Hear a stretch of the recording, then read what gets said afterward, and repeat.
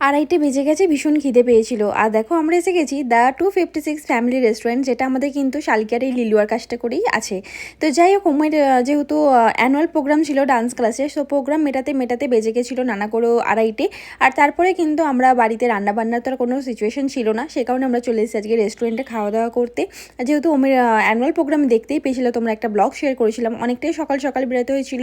তো সেই কারণে সেরকম কিছুই আমাদের ব্রেকফাস্টও করা হয়েছিল না। আর ভীষণ খিদে পেয়েছে। এখানে দেখো আমরা মিক্স রাইস, তারপর মাটন দো পেঁয়াজা, মাটন কোরমা, আর নিয়ে নিয়েছিলাম পনির, আর একটা নিয়েছিলাম ভেটকি মশালা। তো এগুলো নিয়ে আমরা এখন খেতে বসে গেছি। আর ওম যেহেতু এসব কিছুই খায় না, তো ওর জন্যই স্পেশালি পনিরটা নিয়েছিলাম, যাতে পনিরটা খেয়ে অন্তত ওর পেটটা ভরে থাকে।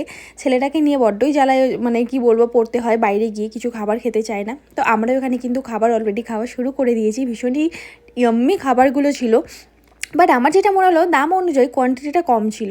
তো ভীষণই টেস্টি ইয়াম্মি খাবার খাবার পর তারপরে দেখো আমি এখানে কিন্তু চুরি করতে লেগে গেছি। কি চুরি করছি বলো তো?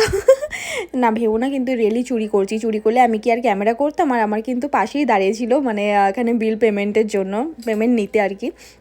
তো যাই হোক, ওম কিন্তু আবার কাঠিগুলোও দিচ্ছে, বলছে এগুলোও নাও মাম্মা। তো দেখো এখানে আমার চুরি করা কমপ্লিট, আর এখন আমি এগুলো ব্যাগে ভরে নিয়ে পালিয়ে যাব। তো যাই হোক, এখান থেকে বেরিয়ে তারপর ভাবলাম যে এক্ষুনি বাড়ি গিয়ে কী করব, খেতে উঠতে মানে বেজে গেছে ধরো ওই 3:30 পৌনে 4টে নাগাদ।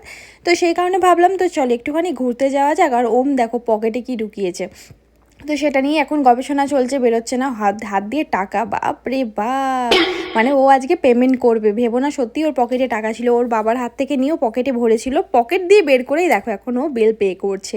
কতটা বড় হয়ে গেছে আমার ছেলে, এখনও 1 টাকা কামাতে শিখলো না, এত টাকার বিল পে করছে। তো যাই হোক চলো, এখানে বিল পে করা হয়ে গেছে।